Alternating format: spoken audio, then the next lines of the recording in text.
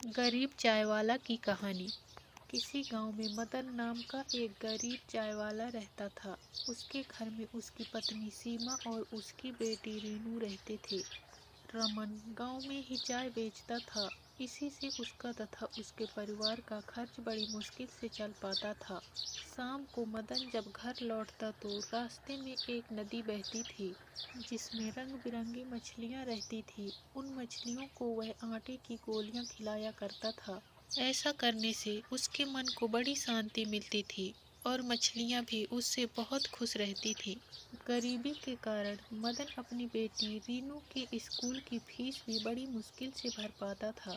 एक दिन रीनू स्कूल से रोते हुए घर आई। मदन के पूछने पर उसने बताया कि आज उसकी टीचर ने स्कूल से उसका नाम काट दिया क्योंकि मदन ने पैसों की कमी के कारण पिछले 3 महीनों से उसकी फीस नहीं भरी थी।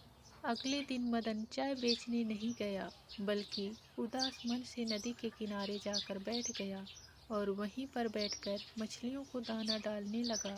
जब वह वापस जाने लगा तो उस नदी से एक सुनहरी जलपरी निकली और मदन से बोली, क्या बात है मदन, आज तुम उदास लग रहे हो। मदन उस जलपरी को देखकर हैरान हो गया और उसने पूछा कि आप कौन हो और मेरा नाम कैसे जानती हो।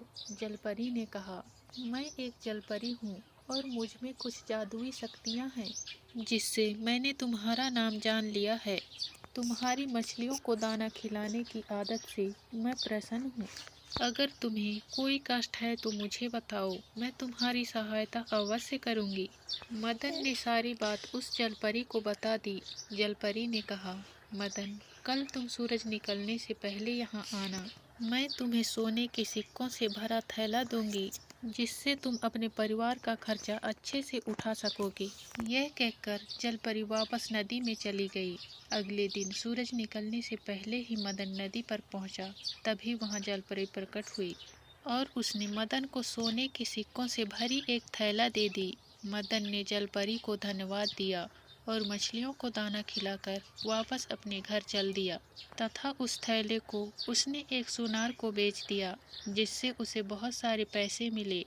सबसे पहले मदन अपनी बेटी के स्कूल की फीस भरी जिससे कि वह वापस अपनी पढ़ाई शुरू कर सके। कुछ महीने के बाद मदन ने उन पैसों की मदद से एक छोटा सा होटल शुरू कर दिया। उस होटल से उसकी आर्थिक स्थिति अच्छी होने लगी तथा उसने एक पक्का मकान भी बनवा लिया।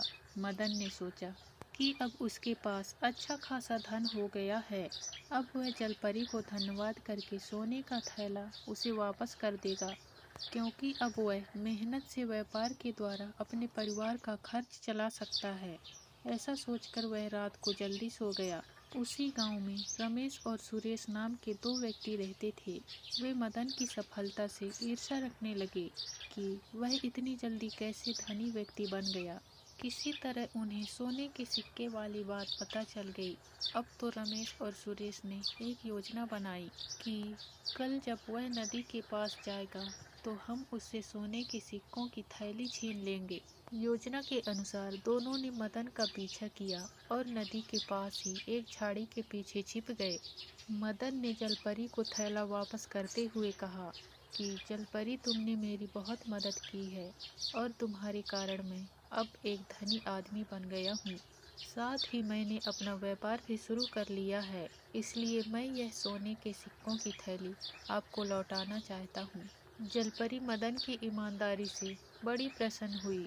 अभी वह बात कर ही रहे थे कि रमेश और सुरेश दोनों ने मदन को पकड़ लिया और उसे धमकाने लगे और थैला देने के लिए कहा।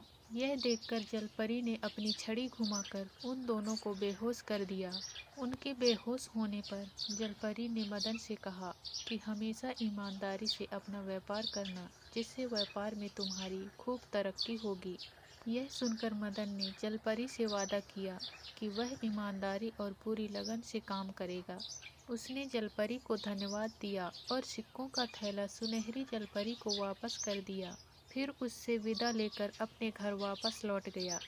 आज के लिए बस इतना ही दोस्तों, मिलते हैं अगली वीडियो में। तब तक के लिए धन्यवाद।